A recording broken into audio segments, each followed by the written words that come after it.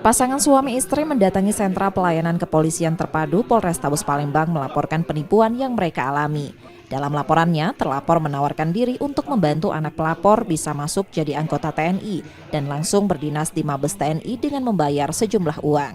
Pelapor yang termakan bujuk rayu terlapor karena teman lama, kemudian mentransfer sejumlah uang pada terlapor.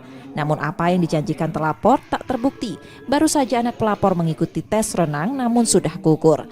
Ini katanya dia nyanyiin, bisa diurus, disisipkan ke Jakarta, ke tes Tohir katanya. Kata dia dijamin lulus. Ini sekarang anak kita lulus nggak? Nggak lulus.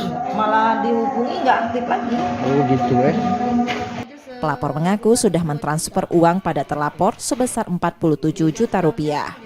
Yudi Kiswanto, Kompas TV, Palembang, Sumatera Selatan.